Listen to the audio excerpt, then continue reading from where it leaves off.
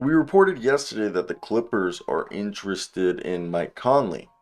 Now, if you guys didn't know, the Timberwolves have a major decision to make with D'Angelo Russell, who is on an expiring $31.3 million contract with no signs of an extension.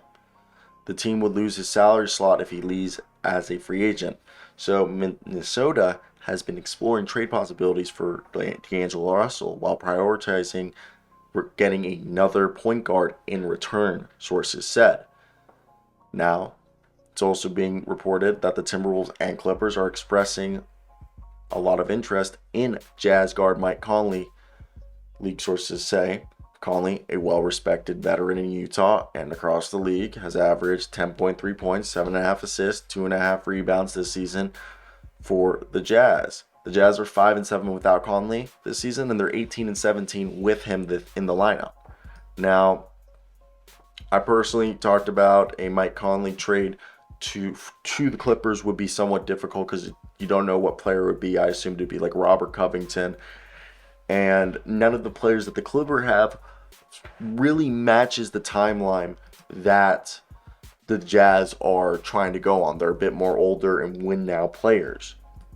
While the Timberwolves do have D'Angelo Russell, who actually probably interests the Jazz quite a bit.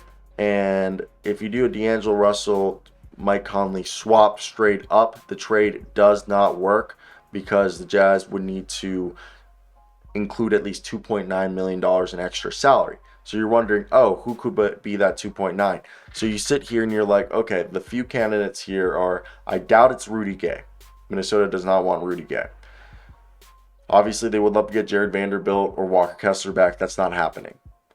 Maybe Nickeil Alexander-Walker, but I don't think they want somebody on an expiring deal. If they're going to trade you D'Angelo Russell for Mike Conley, they're probably going to ask you for Ochai Agbaji, which I think the Jazz are going to say no.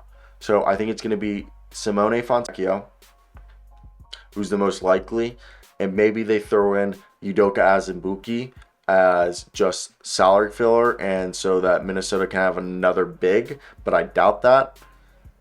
But I really think a deal of Simone Fontecchio and Mike Conley for D'Angelo Russell is the best deal right there.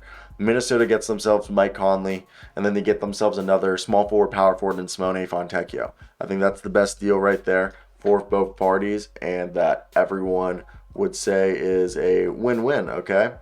And with that being said, I think it's definitely interesting to see how this is all played out due to the fact that Mike Conley is a guy that I think is underrated.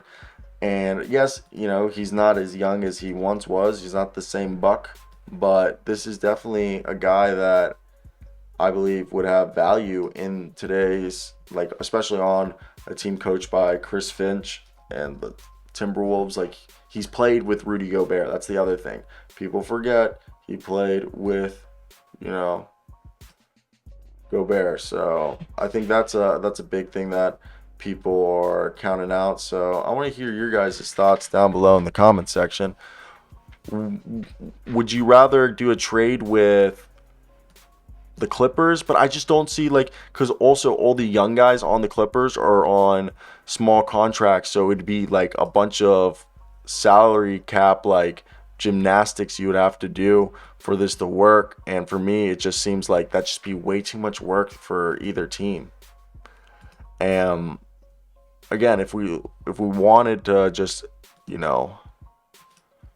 the 6th seed, the Clippers, and they've been tearing it up. So the deal, yeah, it's Robert Covington and Reggie Jackson, where, like, if I would want it to be Luke Kennard, but I don't think the Clippers would trade Luke Kennard, because the deal that I would want is like, okay, I'll send you Luke Kennard and you send me, like, Amir Coffey.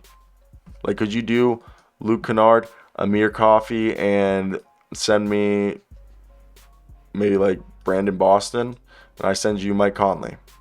With that deal, could you get away with that deal? Okay.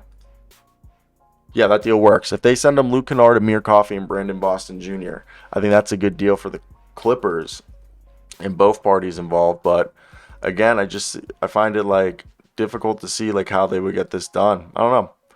Let me hear your opinions down below, but that's basically going to be it for us today, guys. Hope you guys do enjoy today's video. Like, comment, and subscribe. Goodbye, everybody.